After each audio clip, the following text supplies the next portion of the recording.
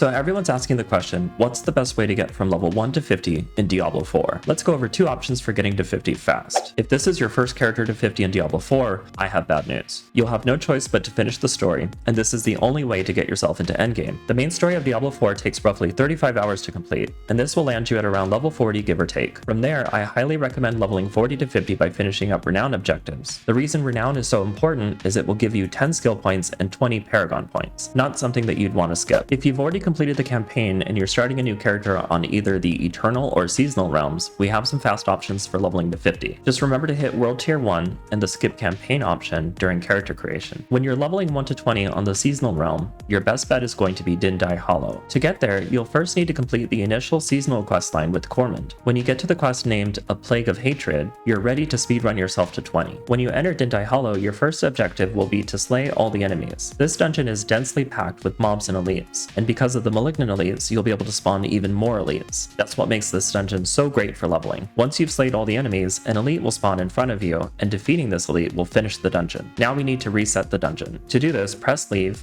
open your map, and at the bottom of the quest list, it will say Reset Dungeon. This will allow you to enter Dindai Hollow and start the process all over again. Completing the seasonal quest got me to level 6, and Dindai Hollow runs got me from 6 to 20. This took me 1 hour and 30 minutes total. Before the next step, here's some quick tips and tricks to save time and increase your clear speeds. Use your Codex of Power to review aspects that will give you a boost in power. You'll be able to imprint these at the Occultist on preferably rings or amulet when you hit level 25. When leveling 20 to 50, limit the junk you pick up to cut down on your time spent in town. If you spend 5 minutes in town every time you level, that's adding an extra 2.5 hours. Try to only update your equipment every 10 levels. You only really need to update your weapon and gloves. Make sure to do your class's priority quest to get special bonuses for your class. If you haven't already, complete up to rank 3 of Renown in each area for the extra 10 skill points. And if you still feel your clear speeds are bad, a last resort is upgrading your weapon at the blacksmith. This will give you a 15% to 20% boost in your weapon's base damage and also your affixes. A good way to boost your experience point gains is having a party member. This will give you a 10% boost depending on your proximity to the other player. And don't forget, you can level your alternate characters in the seasonal realm with your 8% bonus from blessings. Elixirs also provide a 5% boost to experience points but won't work on stronghold resets. To get from 20 to 50, I have 2 recommendations. The first is the Stronghold Onyx Watchtower, located just south of Ked Bardu. This stronghold features a densely packed mob area with a lot of elites to go with them. Here's the best way I've found to clear the Onyx Watchtower. I start at the south entrance. From here, I clear this area first and move left. This leads to our first objective. In this area, you'll have 3 caged elites and 1 elite in the middle that holds the storeroom key for a later objective. After clearing this room, I move to the ladder heading east. The goal is to hug this entire left wall, clearing every enemy in your way. However, we need to make a short detour to clear out this cave. After defeating the lieutenant at the end, don't take the ladder. Instead, head southeast. Attacking the barricade may spawn a group of mobs. Hug the wall to the north for another pack of mobs. And finally, clear everything out south. Clear the mobs in the cave to the north, and then on to the storeroom. At some point during this process, when you hit 50% on the objective meter, this will spawn another lieutenant that will stalk you. Once all lieutenants are defeated, you're ready for the boss fight. This boss is more frustrating than they are difficult. He's going to either go untargetable or use smoke bombs that disables your skills. To reset the stronghold, you're going to need to not complete the last objective. Instead, open the settings menu and select Leave Game.